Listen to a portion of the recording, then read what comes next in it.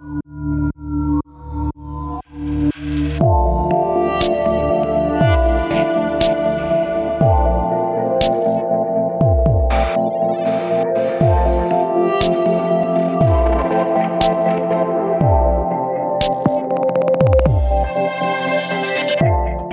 and welcome to the 4th edition of Nordicity Recaps. In these hopefully entertaining series of videos, we look back at recent video game industry events and provide some insight into what happened and why anybody should care. This is a joint operation between Interactive Ontario and Nordicity and is being hosted on The Lodge with 2 Gs, which was built to celebrate Ontario-based studios and the games they develop. As a reminder, my name is Christian and I run a consulting firm. I also like to talk about the business and economics of video games. In this recap, we'll take a look at what happened at and a bit after GDC 2023. For anyone watching that doesn't know what a GDC is, it's the Game Developers Conference held annually in San Francisco. GDC is perhaps the largest and most influential games B2B conference out there. Think of you and 35,000 of your closest industry friends inhabiting a few square blocks in downtown SF and you'll get the idea. Unlike Gamescom or Megamigs, the subjects of our last 2 recaps, GDC is strictly a business opportunity, or at least it should be for those who have properly prepared. People tend to go to GDC to meet with various types of human who might give them money, either now or at some undetermined point in the future. It could be a publisher, in which case the studio might be looking for some help, i.e. money, getting a game finished, or getting it to the right audiences, like with marketing or with community management support. It could also be an investor, either the venture or angel kind. Unlike publishers, these folks generally invest in some or all of the company. To get that money, when it's the right time to do so, one also needs to have a well-honed, verging on vorpal pitch, which clearly illustrates why the studio needs the money, what they would do with said money, and, most importantly, how they will make more money with that money. For those folks like me who spent a great deal of time wandering around the GDC Expo floor, it was clear that one of this year's main themes was the role of AI in games. Think of it as this year's Web3/blockchain games, which are still around, if to a lesser extent, but more obviously useful. These potential uses range from the use of AI to moderate toxic chat to AI NPCs that can react to a character's choices in more nuanced, meaningful ways. You know, the promise of most RPGs these days. At the same time, there was also the feeling that AI could be the newest buzzword used to attract only moderately informed investment.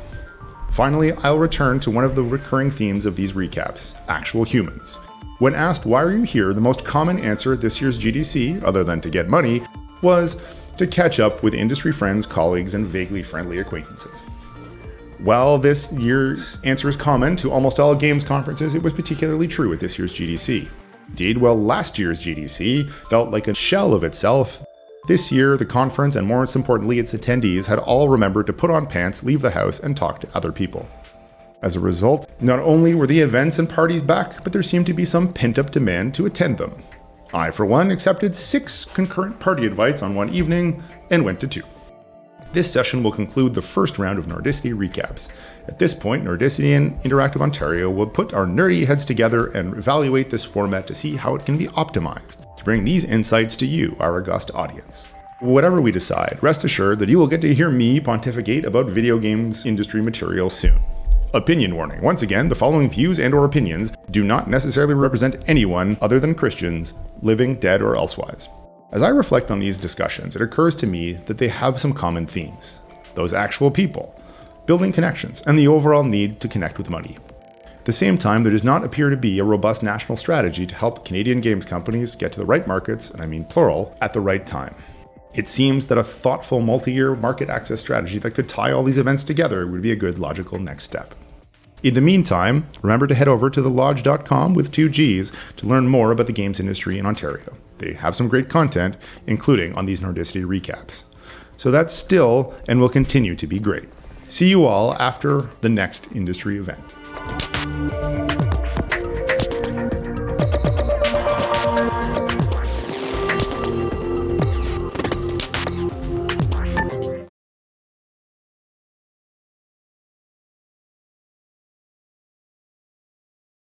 As you know, I'm Christian Roberts of Nordicity, and I'd like to introduce you to my panel today to dive a little bit deeper into what happened at this year's GDC.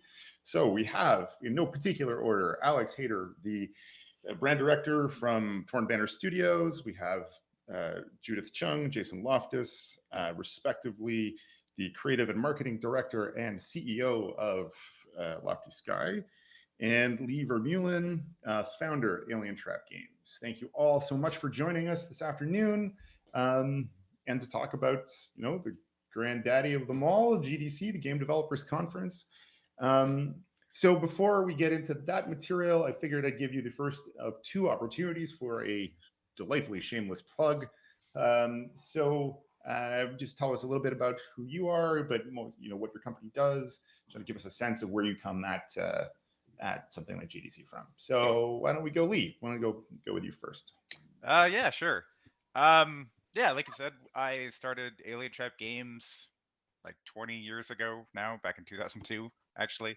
And then our most recent game is Witchwood, which came out on Switch and Steam. And then we have a bunch of other titles besides that. We're working on a new title called Gunhead. And so that's why we went to GDC. Great. I don't know, Alex, or the Jason Judith combo, who wants to tell us a little bit more about your studio? I can go with you saying Alex first. I'm happy to. I'm Alex Hayter from Torn Banner Studios in Toronto. I've been at the company for about 8 years now. I was employee number 15. Company's been around for since around 2010. We're now over 125 people. So I've been around for a lot of growth, which has been awesome to see. We're best known for the Chivalry Medieval Warfare series. So Chivalry 2 was our most recent title. Came out 2 years ago, still going strong with updates. I still play it myself every other night. It's good fun. And went to GDC mostly because of the pandemic. We haven't been for a while, so I wanted to go and show our faces. And by process of elimination, Lofty Sky folks. Oh, so we're Lofty Sky Entertainment. We do actually a lot of different things, from TV, film, games, apps, VR. Our latest documentary feature, Eternal Spring, was Canada's official selection for the 2023 Academy Awards. And we're also working on a narrative video game called Sky of Tides, which we brought to GDC pitch, and we won. That was fun. So we do a lot of narrative things, and everything that we do revolves around storytelling, essentially. Oh, fantastic. All right. Well, let's dig into that a little bit more in terms of what the motivation was. We'll get to the results in a second, but what's the motivation to go to GDC this year? What is, when you decided to go, what was driving that decision? And then I guess the second thing, I think we heard the answer to one of these questions, but did it accomplish what you set out to do? Did you achieve what you your goals? So I don't know, Alex, why not, for lack of better, at random, alphabetical, kick us off? Sure. Yeah. Our my reasons and our company's reasons were pretty simple. Like I said at the beginning, showing our faces was the main thing. Obviously, it's been a while since a proper GDC. I know there was a GDC last year. I didn't attend that, and then obviously there was that thing that happened, the pandemic, where we didn't go anywhere for a long time. So the last GDC that anyone from my company at was 2019. So it's been a while. We just wanted to get out, reconnect with people. Just the value of being seen and seeing people. I think that always has not the most measurable value, but I think it's that snowball thing where the more that you go to something like GDC, the more connections you make, and just there's just that value just adds up year after year. So I still see it as the default meeting space. It's the big meeting room for the whole industry, and just to a large extent, it means we can knock down a series of many meetings in like 4 or 5 days, as opposed to spreading things out over months and delaying things here and there. there's just that sheer productivity of meeting time that we Sure. got out of it. Efficiency of it all. Yeah. Who are the types of folks you're meeting with this year? What's the? I mean, were you? I mean, you were in pitch mode, or are you in sort of? No, so our company wasn't looking to pitch at all.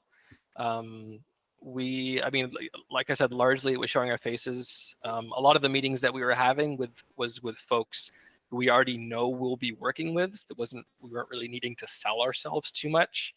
You know, we come from this. You know, our last title, Chivalry 2, was a fairly big commercial critical success, which means we can kind of get in the room with folks who we want to work with in the future. So, you know, the big guys like Xbox and Sony and Valve and Epic, other partners just like Nvidia, AMD, or even just, you know, I was meeting with potential trailer studios, PR agencies. So a lot of that kind of biz dev, and then just sort of marketing focused stuff on my plate.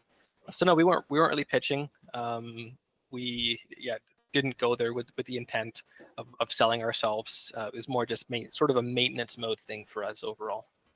Sounds good. All right, Lee, why don't you pick it up from there? Yeah, we I really didn't have an agenda going to GDC. I think most of my agenda was just like remind people that I exist. It's been like a little bit since I've been to GDC like 8 times, I think, before that. And so this year's motivation was just I really want to go again, just personally, because it's always just fun. So that's really the main motivation.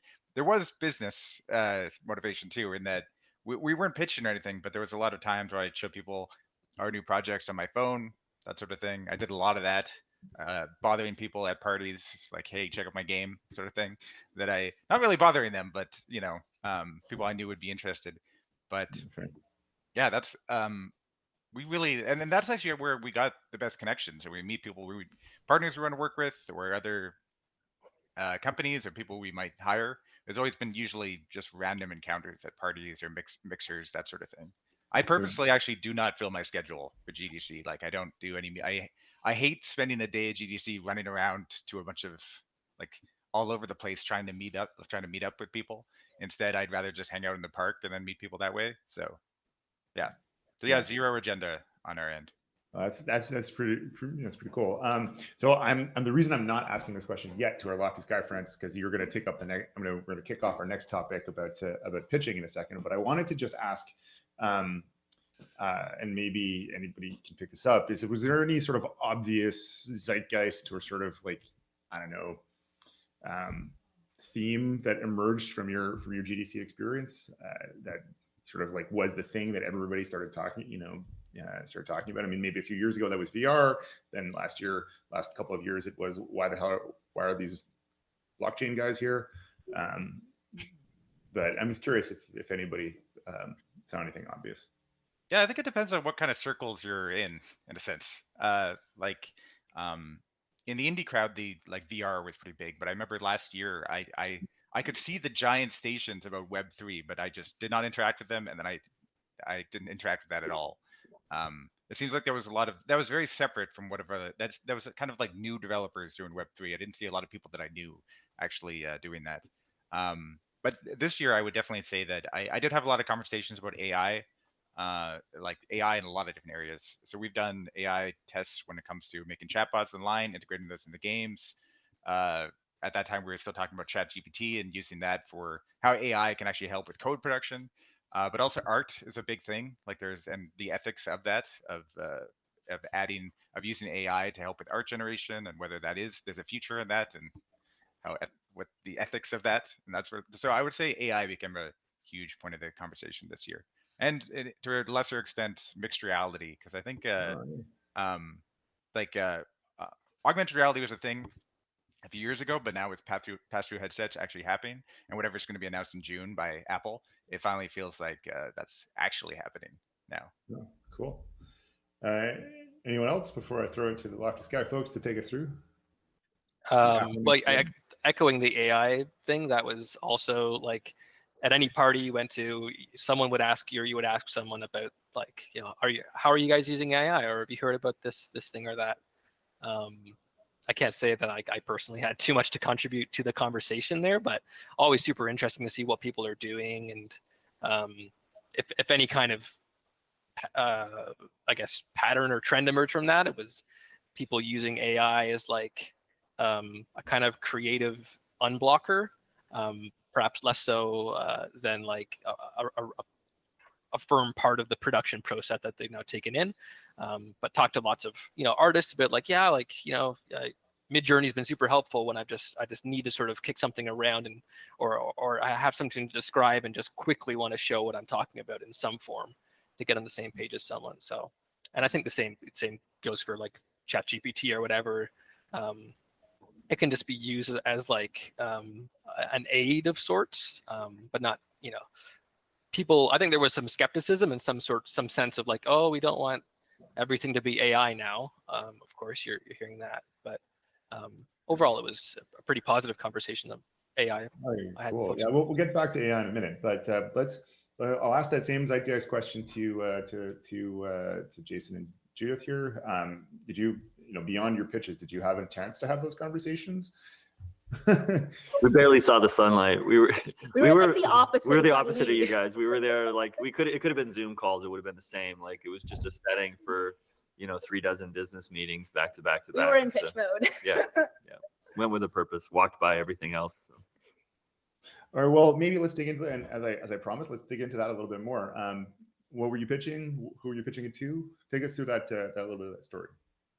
Yeah, we're there with our latest narrative game, Sky of Tides, which is sort of a combination or somewhere in between a point-and-click adventure and light RPG mechanics that it has. And so we were there looking for the right publishing partner. And so Judith does a lot of work in the advance of GDC when we're there. It's also because of the timing. This project is really, it's at the moment where it's something that we can share with people, but also we're looking for the right partner to give it flight. So it was a great time for us, production wise, to be there. And so when we have that kind of circumstance, like it's a few weeks of preparations, you're reaching out to find the right publishing partners, line everything up. And then, you got to do that in advance because people's schedules fill up, obviously. And we more than tag teamed. We had another colleague as well, Jared Pierman, who came down with us, and it was necessary because you book these things and it's like half-hour time slots all day long for 3 days or 4 days, and you can't get to one place because some people do it on the GDC floor.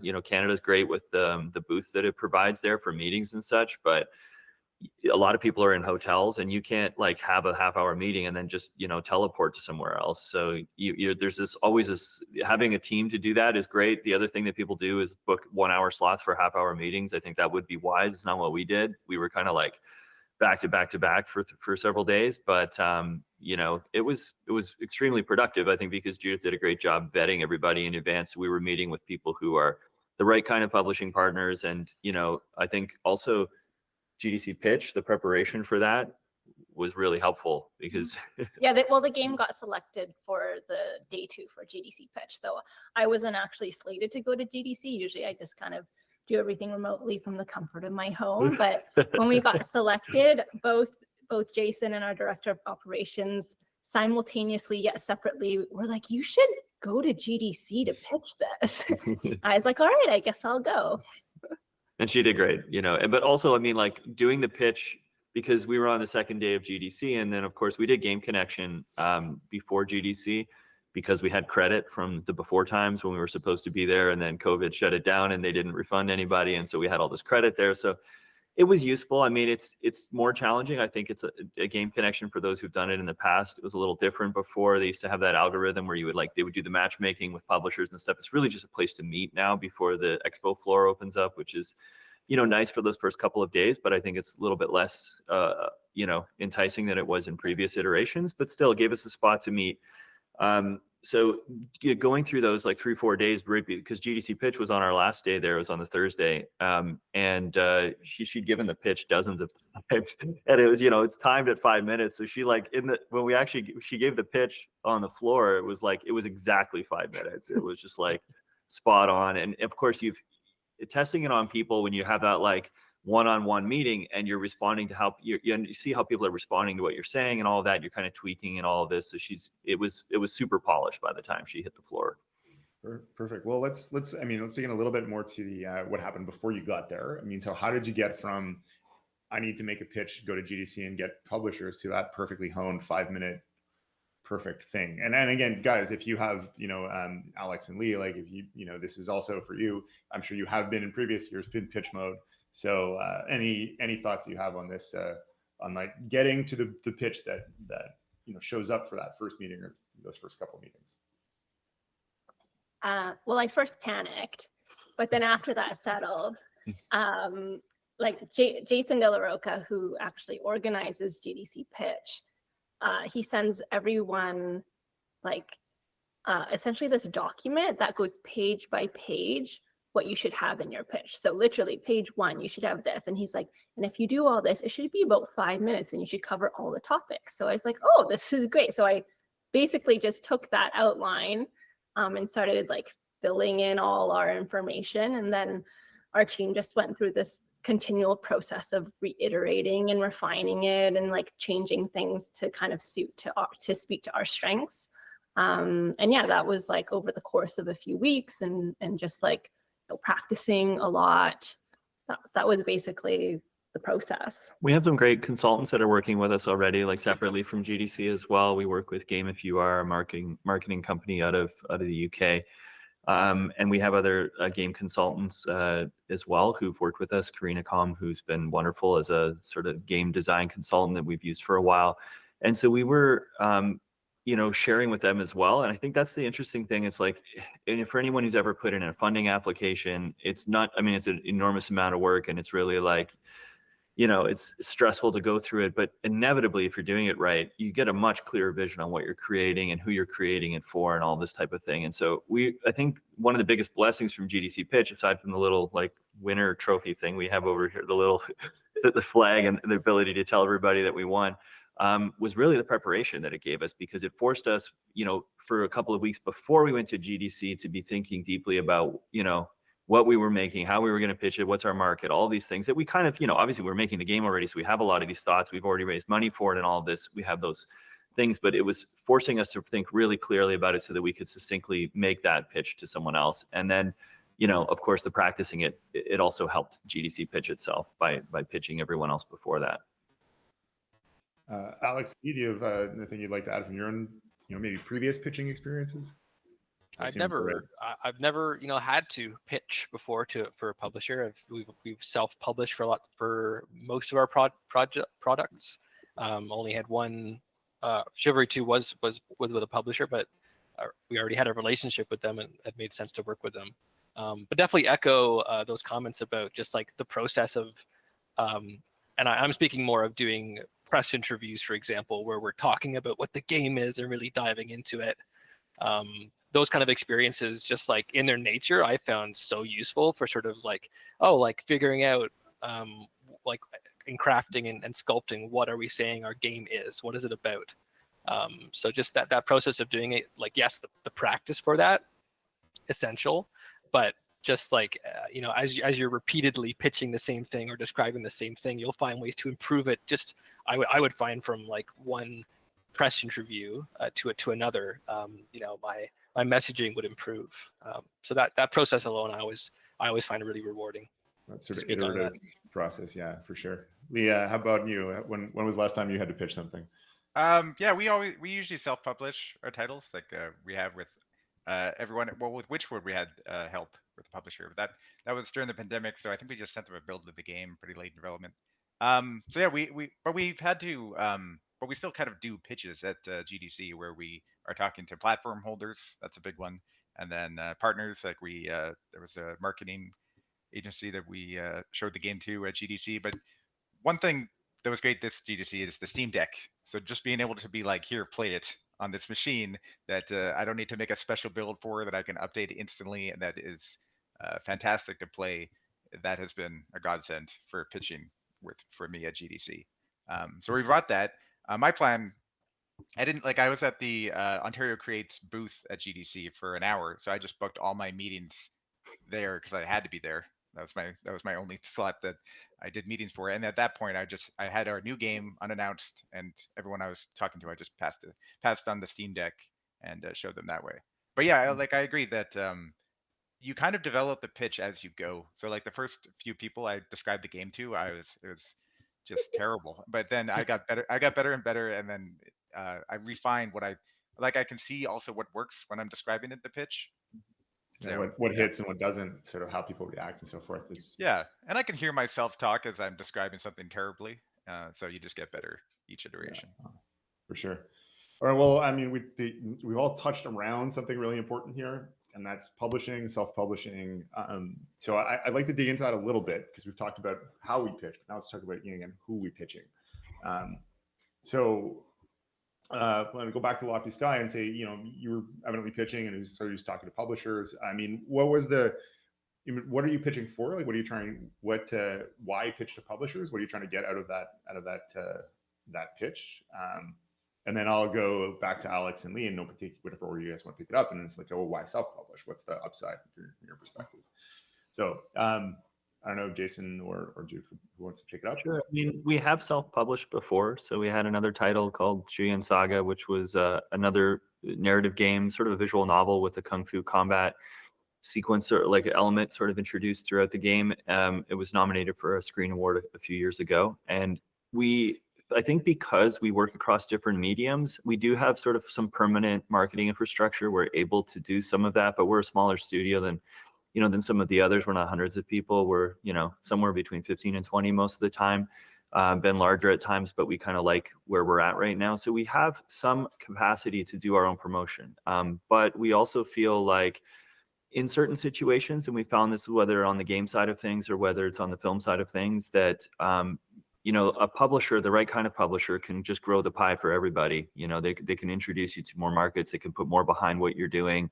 For future titles, we're also looking for that partner sort of throughout, so we can have another sounding board that can help us sort of reflect what the market is saying and be that voice as well throughout. So there are merits to it. There's obviously I think when you enter into negotiations, you want to enter into it from a position of strength, which is that we don't need to have someone, right? We can do if you're coming from a place where you do have self-publishing experience and you have a way to sort of handle things yourself, then you're in a position where you can say no to certain offers that are maybe more exploitative or not in your best interest, right? But if you can find a win-win scenario, and so, we're looking for that publisher who's got experience, because like Judith mentioned, we produce across many different mediums. So we're not churning out another game every 12 months or on some other cycle. It's like it'll take us a few years in between titles. And so because of that, there's going to be somebody else who's got more of a built-in audience, more of like their finger on the pulse of everything that's happening, as much as we try to do that.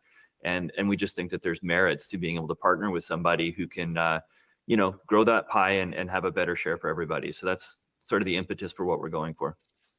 Cool. Just one follow up before I throw the other folks. Is that you mentioned there about exploitative deals and some deal that might feel exploitative. When you look at a deal and you say no, man, nope. What is the what are some of those things that you might turn away from and feel that are exploitative? We want to look at what every party is bringing into a deal and what they're looking to take out of it, right? Because in some cases, someone might just need a bit of money and they just desperately need it. And if they've only got one offer, then they're going to take that offer. And so you want to be in a position where you're not dependent upon something like that, because someone could go and the recoupment returns could be really unreasonable based on the share that everyone is putting into it. So, we're fortunate with our title that we've had support from Canada Media Fund, which we're very thankful for, as well as Ontario Creates, which we're also very thankful for, and producer investment ourselves. And we've done a lot with this title. We think it's in a really great place. So we're looking for a publisher that, wants to put skin in the game, but also is going to understand and recognize what we've put into it, and isn't just going to here's the same cookie cutter deal I come with someone when I completely fund their game, right? It's case by case, but it has to reflect the financial investment that all the parties are putting into the title and what they're able to bring to the table. What is the benefit of bringing, of having you on board, and how is that reflected in the, returns that everyone is going to take a share of? Perfect. Well, so for those folks that are keeping their 100% share, why self-publish? What's the impetus? And clearly, publishers can bring something to the table, but why not invite them? Well, we were actually looking for publishers for a few past titles, but like Jason said, it was like it's best to not need it. So we were always in that position where we were confident enough the game that we felt actually in the case of one of our titles, Apotheon. The reason why we didn't go with the publisher is because we had an offer from PlayStation to go on PlayStation Plus at the time. So because of that, we knew we had a guaranteed audience, and we knew we had a guaranteed sort of funding because of that. And then we just didn't need a publisher. But I've never, yeah, I would say it like there's definitely with a publisher you get a lot of benefits, especially a good one. You get their audience, you get the experience they have. But there's a lot of cautions I would add towards publishers. Like we had a really terrible experience back in 2011 with a publisher. We had this title Capsize, which is our first title on Steam, and we did self-publish it, but we had a publisher for the console versions. And that publisher was great at first, but then when we signed with them, but since games take years to come out, they turned not so great, and they actually went bankrupt. And I think there was some legal proceedings that we had to do because of that. And so because of that, I was always turned off. Like it didn't matter how good a publisher seemed at the time. When you have a multi-year cycle for a game, who knows what the position that publisher will be in a few years. So we were talking to Devolver in 2012, and I didn't go with them because I thought, well, who knows where this is going. I was completely wrong about that. But that's yeah. So I would say when it comes to publishers, you really have to just talk to other developers. In the case of something like Devolver, they have repeat customers. They have developers that come back to them. Unless you see that with other publishers, then I would steer clear, I guess. Yeah. And there's not really a lot of publishers that's the case. Usually when you talk to, I would say like 80% of the time when I talk to a developer who's at a publisher, they only had negative things to say and they're not returning back to that publisher, or they're trying to self-publish after that. So it's not always the case, but yeah. Cool. Alex, what do you think? Yeah, we haven't had like any kind of super negative experience to sort of drive us away from publishers. But we've had the privilege of financially successful projects. Like I said, our company's grown in honestly the last 2 years we've hired nearly 100 people. That's just put us in that position where we don't need to work with a publisher. I totally appreciate the bigger pie thoughts that Jason was speaking to, of course, but we've been privileged from that to grow our team, like our marketing team. We have marketing people, community people, trailer video people to do that kind of stuff for us. And then of course there's outsourcing we can look to for stuff that we don't have internally.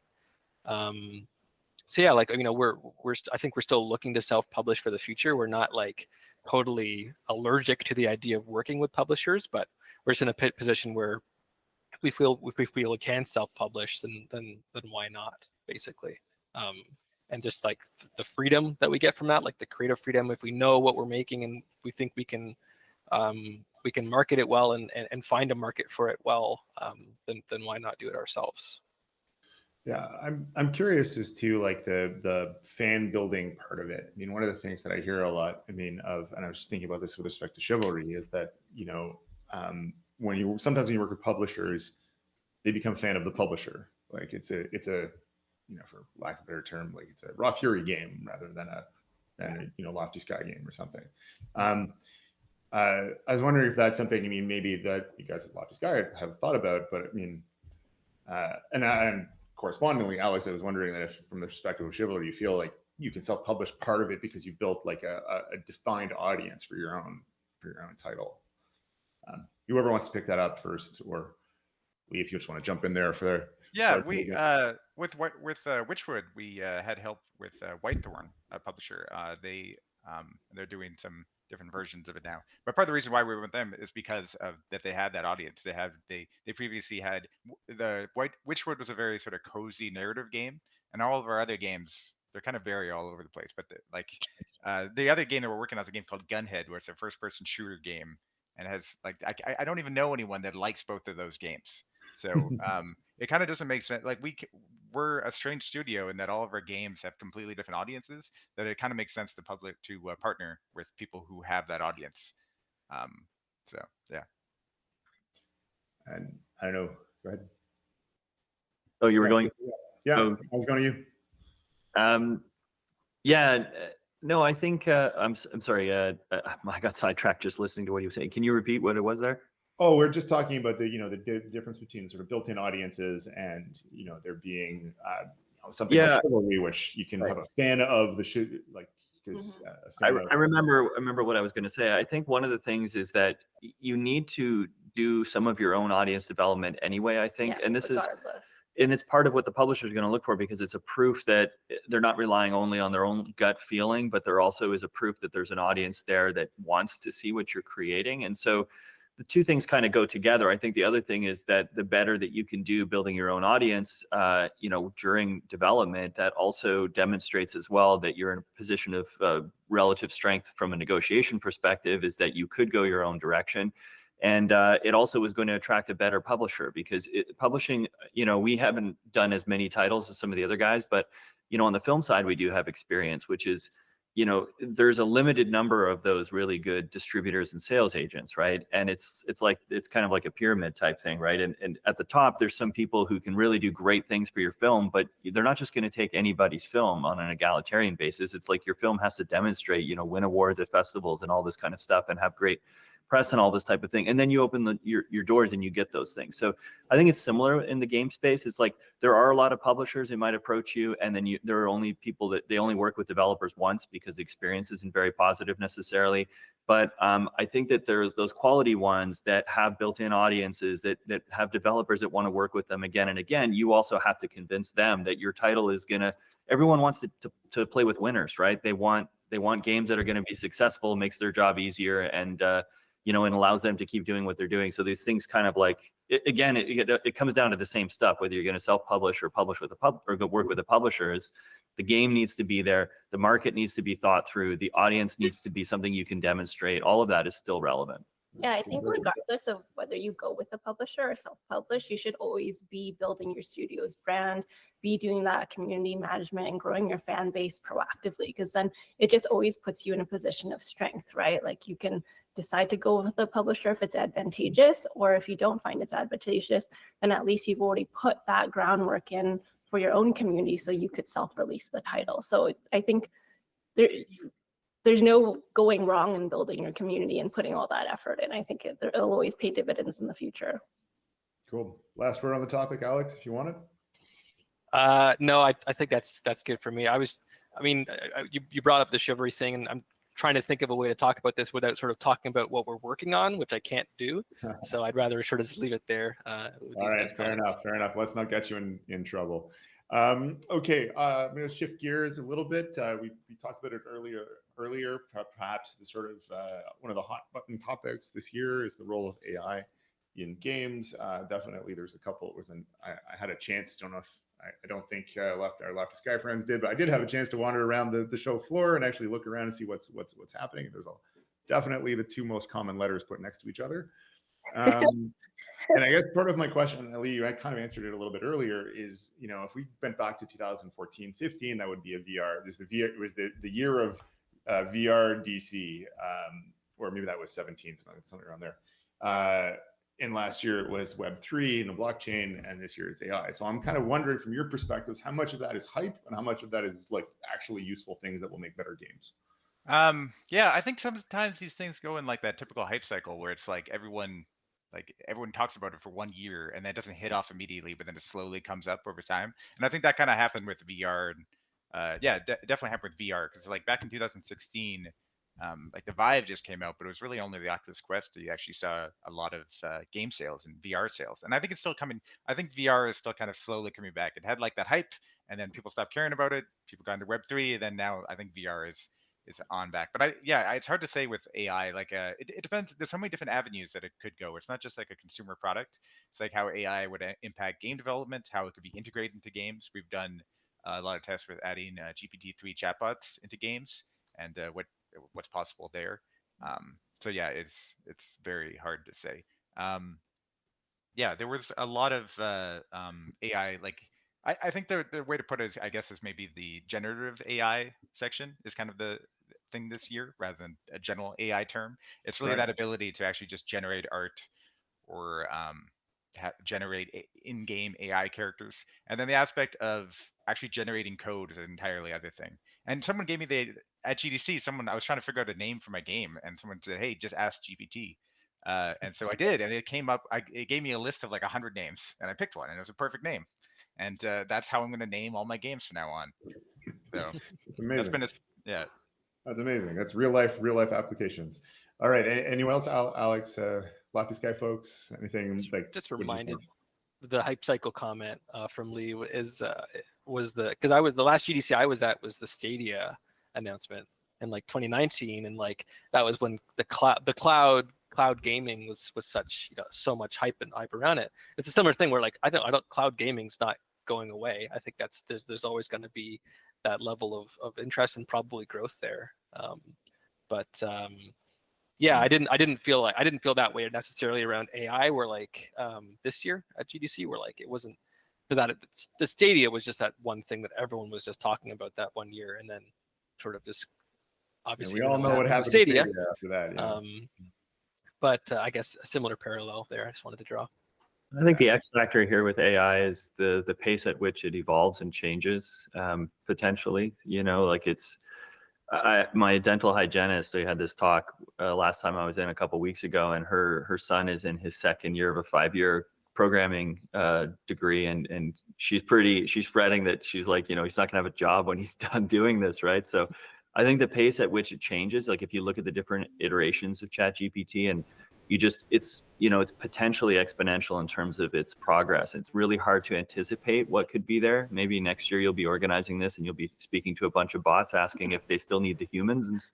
And like, I think it could change a little more quickly, potentially, than some of the other technologies that have come before and had that hype element around them. It doesn't mean it's going to change everything, but I think there's just more unknowns with this than there is perhaps with other areas.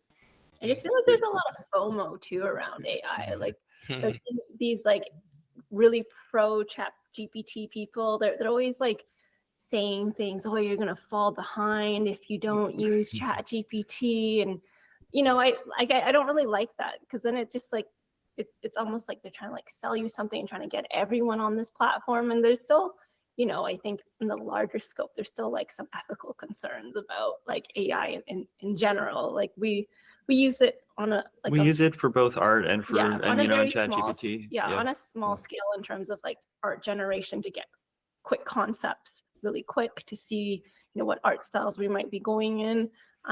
But we always obviously leave it to the artists. In the final iterations, we use artists and not AI.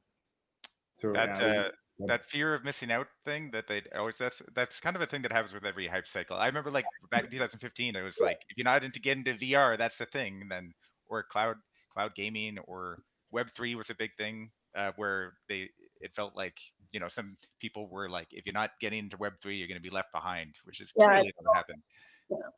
But also I feel like the AI is a little bit different than Web3 in that it wasn't just like business people that were interested in Web3. Web3 was a lot of like people interested in getting a higher valuation. But I didn't really know a lot of indie devs that were like, oh, what can cryptocurrency do with my game design? Like I don't know a single one of that. So I think AI is completely different in that way, that it has some obvious business potential, but there's people that are extremely excited about what you can make with it. And that in my own 2 cents here, I agree, Lee. That's to me, that's the difference, is that it's potentially the use cases are more obvious, right? I mean, the last you'd go to like blockchain and games talk number 27, and you'd still at the end of that talk struggle to understand how it could actually be used to make a better game, to make the game's experience better for players. And whereas like that isn't, we could sit here and list 27 different ways that AI can make it easier, from, to, or be better, more productive. By more productive, I mean sort of more, just like a better experience. So, another example, of course, is, AI moderation in toxic chat rooms, AI NPCs, as Lee referred to earlier, that, imagine if you would finally deliver on the promise of every RPG in the history of time to have your choices have meaningful effects on the outcome of a game. AI is the thing that can do that. So I don't know, it's kind of like easy to conceive of how that can make a better game. I think that's, to me, that's the big difference, is that like, Yeah. there's a natural thing in addition to the pace of change. I think, Jason, as you really point out. So, I mean, you know, one final thought before we move on to our last topic is, I just wonder why it is that like games seem so particularly susceptible to the buzzwords. Like, there's always something, always VR, you know, cloud gaming or whatever. And, you know, I go to film conferences and as well, and there isn't the same level of just sort of like, this year's buzzword is X, everybody should buy this or be left behind. Is there I any think films is very different from games, though. Like, just being in the both worlds, like film is, it's slow, it's much slower to evolve, and the medium is, I would say, it's less complex than games and less varied than games, because film is really like, it's more of a passive interaction from the audience. And, you know, there's different genres for the films, but like, Conventions are established. And, Yeah. and I think, you know, games have progressed in lockstep with the developments in technology and Yeah. what they have offered. And that's true of film as well, on a large scale, and now in terms of accessibility of filmmaking and stuff. But the storytelling conventions, you know, have changed a lot less slowly, or a lot less quickly than with games. It's just the nature of the medium. Yeah. Mhm. Yeah, I would say it's kind of that it's just tied to technology. I mean, at one point, 3D was a buzzword, you know, like that either you had to adapt and you had to make a 3D game, or keep making 2D games for whatever system. That was like a transition that happened, and then people either did that or they died, sort of thing. So yeah, I think it's just natural with games that they're always based on technology usually. Yeah, I do. I guess there's the point of there's that sense of you know, wanting to latch on to these buzzy things for in the media, where like you know, if you look back to '90s, like gaming technology, like games made 6 months apart were like just massive steps. And that's, you know, become much less of a thing. So I do wonder if some of it is sort of people looking for this, oh, this is the next exciting big step forward, Silver bullet. that we maybe don't even need to look for. Yeah, that consumer expectation of the graphics always getting better. Like, you know, they're always going to multiply by 2 the number of bits on your console, like that Yeah. whole. Yeah, that's a totally fair point, Alex. Great thought. Okay, last topic that I wanted to just end on before we wrap up is just back to, I guess, why I was there, why Lee and Alex were there, which is just to meet and see actual humans. I mean, how critical is it at the end of the day to be there for the industry, for yourselves as your companies, to be in person events like, you know, like GDC? What's the you know, we're all talking now, we're talking on a online format. Like, why isn't that enough? Yeah, in my experience, it's like I never went to GDC with an agenda, but then I meet people, and then years later I still know them. They're doing something, and we're partnered together, or they're working somewhere that it naturally happened. And it's amazing that like if I went to GDC to network or something like that, specifically do that, that was the agenda, I might not talk to this person because they're not big enough in some way or something. But it's amazing in my experience that like the relationships I've formed with a random person at a bar have been the better relationships that ended up having that better business impact.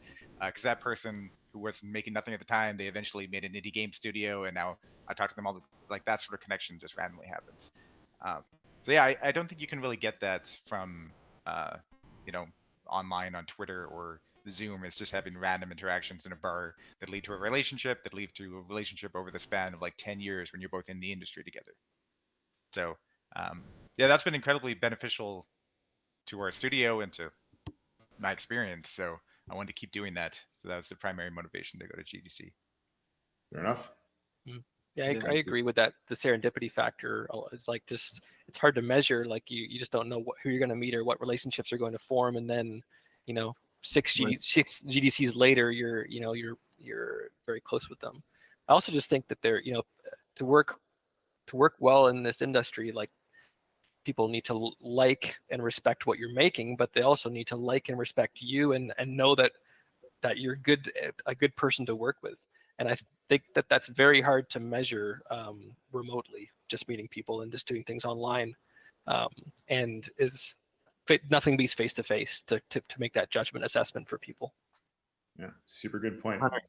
100% support both of what you've said there. I think the other thing too is that it's just part of the sort of calendar of things, right? And so people are used to dropping everything and being focused on, and publishers will also, it's a part of their cycle. Some of them will choose all of their games for the following year in the week or two, the several weeks following GDC. It's like it's the big one. So you go there, you do all that, and then it becomes part. So then everyone there is focused, because if you're trying to get someone's attention from a business perspective at another time, they might be busy with launching a title or whatever, and they're probably busy now anyway. But everyone's just to putting their attention to it. But I 100% support the rest of it. It's like anything you're doing. And you as a developer too, it's like you want to have that feeling that you get a vibe working with someone that you can't from an email signature or a Zoom call. That just it helps through the relationship then of doing something together. If you're gonna put something out into the world later on, it really helps that you had a face-to-face connection and you have that relationship. It just strengthens everything as you're working together in the future. All right. And of course, it makes then easier to go then work remotely, because you know when somebody's kidding. All right. Last couple of questions. These come from the audience. So last one is, what advice would you give? Or first one is, what advice would you give new and emerging indie studios and developers going to their first GDC? What should they prioritize? Anyone can take any of these. So, but if no one does, I will. I mean, the first GDCs. So Judith, this was Judith's first GDC. She only comes if she's going to win a prize. But Jared and I had been, I don't know, 7 or 8 times before. And I mean, in the early days when we first went, you don't have to necessarily have a giant ambition in mind. It's a great introduction to the entirety of the industry. That's it. The first couple times is the only time I bought the full all access pass, because then I had time to go to all the different panels and different things, and and you learn a whole bunch, and then you build relationships going to the parties and all that kind of stuff. So as a first timer, I think unless you have another ambition, which is I need to find a publisher for this game, or I need this, or I need that, then I would just say, soak it up. Everyone's there. There's 20-something thousand people. The whole industry is gathering. You don't need to necessarily have an ambition. Everything's going to kind of happen organically, just being there and soaking it up. But if someone is in a pitch mode, I mean, another thing, one of the others, I can't remember if it was Lee or Alex who had mentioned it, but or I think it was Lee. You said you were on the floor there at GDC Play with the Ontario Creates booth for an hour. That's another thing too that people should really keep in mind, is that there are supports. Like there's a delegation. Canada has a delegation. You connect with your trade commissioner. You can get meeting space there to meet with publishers.